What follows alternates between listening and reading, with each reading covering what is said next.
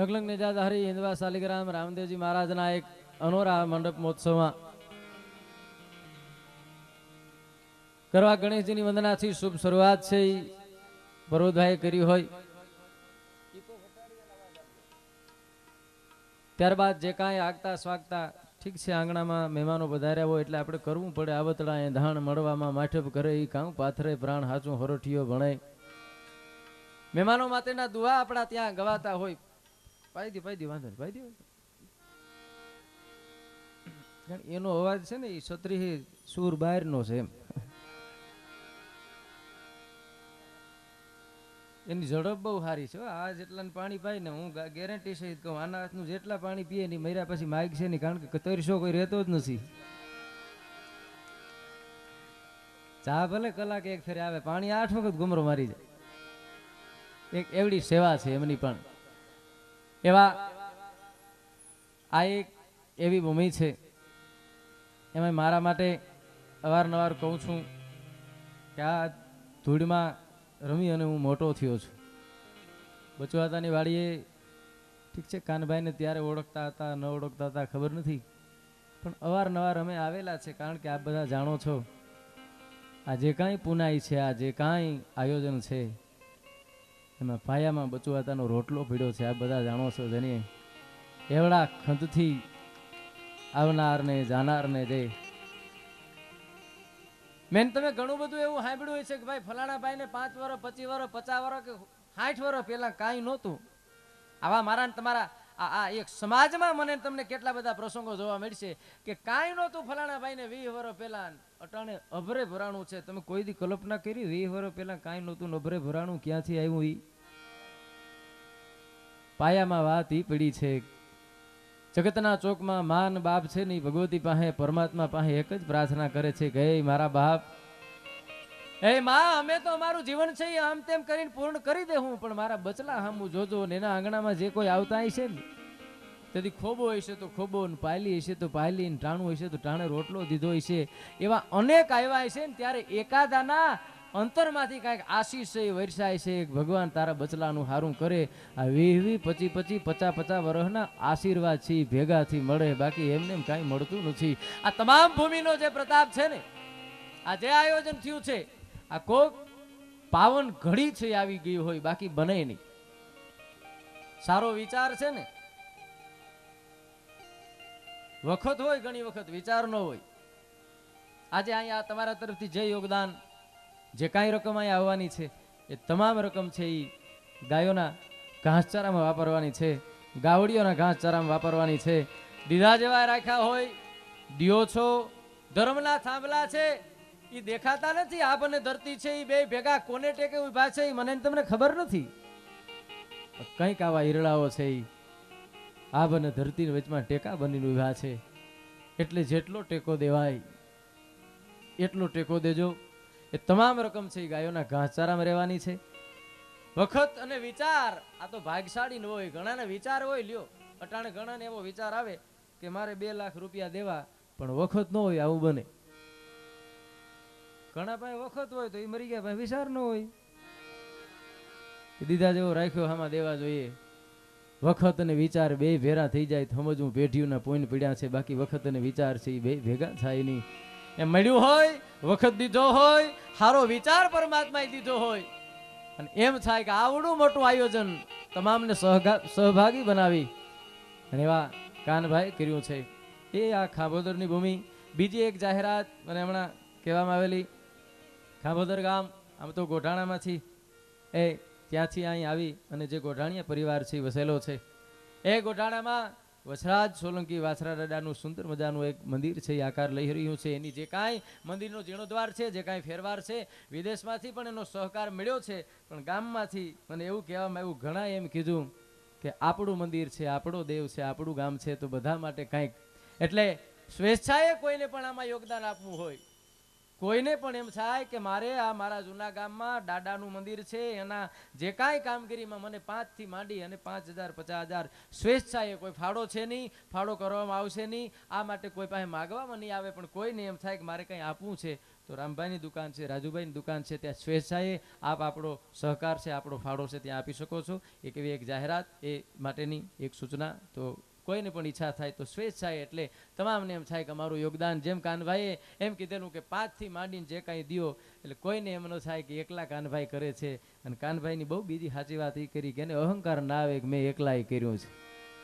આ એવડું હો, કલ્પના કરો, એમને એમ થતું નથી. આ એક તો કલિકાલ યુગ, ચોથા યુગમાં બેઠા છીએ. કડરાટી કરીને કળજુગ આવ્યો, ધરારથી ધર્મને મારવા ધાવ્યો, ચોર લફંગાને સીનમાં લાવ્યો, લોભી લાલચુમ ખૂબી ફાવ્યો, રાદી ખેડૂતો હરખથી હાકતા, નવનો કહે તાગ ન આપતા, આજ હુકાઈ ગઈ હરવાની થપાટેક લાગતા, થઈ ગયા નવાણ કાકરા ભાગતા, રોઈની ગૌચર ગાયોને ચારવા, દોડજે કૃષ્ણ હવે તું તારવા, આ રાજા મીડા છે રેતને મારવા, કોને જે પ્રજાએ ધણી હવે ધારવા, આ સતેદી અંધારા ઘોરશે રાજમાં, હવ પીડા છે હવારથના કાજમાં, આ ધતિંગ વિદ્યા છે ધર્મના નાજમાં, અને નથી કોઈ વારું આજ લાજમાં, દોડજે કૃષ્ણ હવે તું તારવા, આ રાજા મીડા છે રેતને મારવા. કલિકાલ યુગમાં આપણે બેઠા છીએ, એમાં સારો વિચાર આવે. એમાં આ તો રામદેવજી મહારાજનો અવસર, ભલા માણસ. એક બીજ મહોત્સવ જ્યાં ઉજવવામાં આવે છે, સનાતન ધર્મને આદિ અને અનાદિકાળથી જે ધર્મ હો, જેથી પૃથ્વીમાં પવન નહોતો, પાણી નહોતો, તેથી માર્કંડ ઋષિની વાણી મને તેમને એમ કહેતી હોય કે તેથી અલગ ધણીનો પાઠ મંડાણો હશે, તો કલ્પના કરો આ કેટલો જૂનો ધર્મ છે મારો અને તમારો. એ ભૂમિમાં એ ધર્મની ત્યાં જ્યોત જલે છે. એ નકલંગ નેજાધારીના જ્યાં એમ કહેવાય છે કે વારણા લેવાનો પ્રસંગ, એટલે તો આપણે બહુ ઓછું માગ્યું છે ભાઈ, સમજી વિચારીને માગ્યું. આ ઘણા વડીલ પૂછો, બીજ થાય ને, બીજ ઉગે ને, પછી આપણે ત્યાં બીજ રેવામાં આવે ને, આપણે માનતા હોય કે બીજે પગે લાગીને પછી એકટાણા કરવા. એ બીજે પગે લાગતા ને તો એક જ પ્રાર્થના કરતા, બીજ માવડી ચૂલે તાવડી, 2 બરદિયા ને 1 ગાવડી. એક પ્રાર્થનામાં જીવનની તમામ જરૂરિયાત છે માગી લીધેલી. હે માં, બીજ માવડી ચૂલે તાવડી, તાવડી છે ચાલુ રહેવી જોઈએ. અને માણસ હેરાન તાવડી હાટું જ થાય, તાવડી હાટું જ થાય. ચોમાસામાં તમને ખબર હશે ઓલો જીવડો થાય, એક જીવડો, એ એક ઓલી ગારાની ગોરીંડી બનાવે, એ ગારાની ગોરંડી બનાવે ને પછી બે છે એ ગોરંડી માથે આમાં હાયલો જતો હોય, એ ગોરંડીને દડાવતો જતો હોય, એ હાયલો જાય થાકી જાય, તેની ગોરંડી માથે હોઈ જાય, વરી જાગે ને વરી ગોરંડી લઈને આગળ હાલે. આપણામાં ને એનામાં લાંબો ફેર નથી.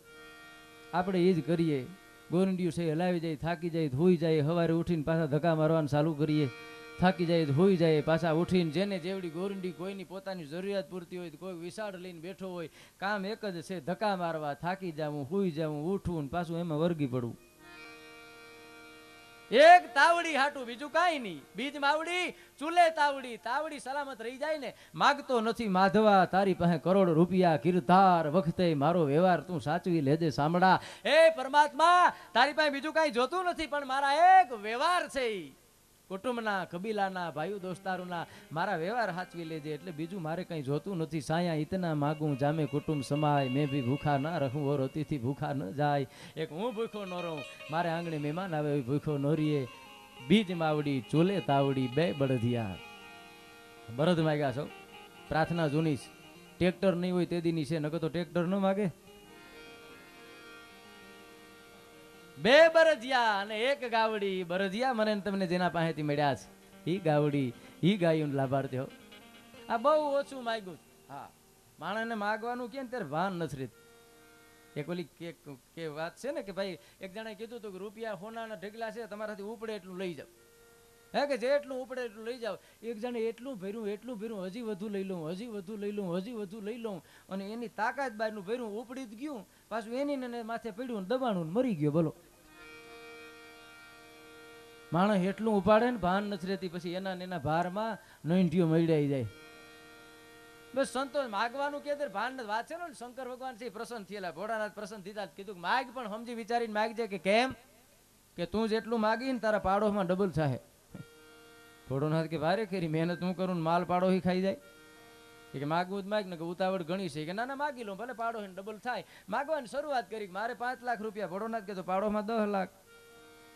મારે 500 વીઘા જમીન. ભોળોનાથ કે તો પાડોમાં 1000 વીઘા. કે મારે 2 દીકરા. ભોળોનાથ કે તો પાડોમાં 4 જ હોય. કે મારા કરતા પાડોને ડબલ. આ તો કઈ આપણાથી સહન થાય જ નહીં. એ કે મારા આંગણામાં એક કૂવો ભરવાનો કીધું, પાડોશમાં 2 કૂવા. પછી એની માગ્યું મારી એ કાંઈક ફૂટે. પાડોશમાં ધબડકો, ભલે મારી એક આંખની કુરબાની દેવી પડે, બાકી એ દીકરાને જગતના ચોકમાં જોયા જેવો ન રહેવા દઉં. આ આપણે એમાં સારો વિચાર આવી જાય, સદબુદ્ધિ આવી જાય, એટલું જ માગ્યું, બીજું માગ્યું નથી. હો, ઈ નકલંગ નેજાધારી. આપણા તો જ્યારે જ્યારે આવા અવસરો આવે છે ને, ત્યારે ઈ રામ આપીને વધારવા માટે એમ કહેવામાં આવે છે કે બાપ અમે તને બીજું શું આપી શકીએ, અમારી પાસે ભોળા દિલ છે, અમારી બહારની જે કાંઈ દેખાવ છે એ કદાચ નહીં આવે, અંદરની અમીરાત છે એ બહુ સારી છે. બાપ અમારા આંગણામાં એક વખત તું આવી તો જો. કેવા ગુણગાન ઈ નકલંગ નેજાધારીના ગાવામાં આવે છે કે આવજો ને રામદેવ પીર રણુજાથી વેલા પધારજો.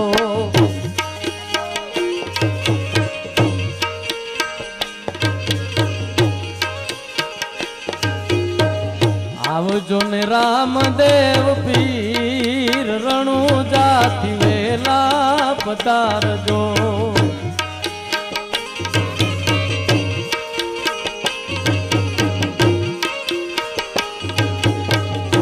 તારા ઓરડા ને મેડી કેરા મોલ છે,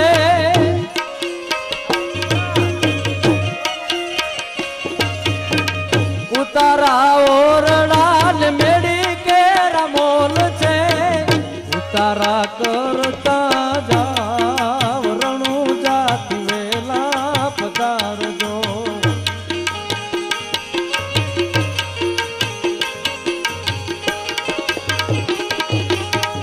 આવજો ને રામદેવ પીર રણુજાથી વેલા પધારજો. સગુણા બેન ના વીર રણુજાથી વેલા પધારજો.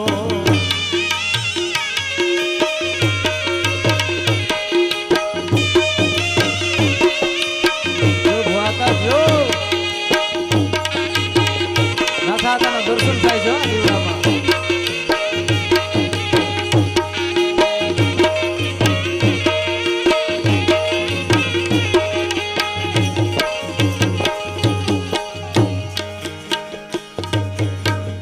આવજો ને રામદેવ પીર રણુજાથી વેલા પધારજો.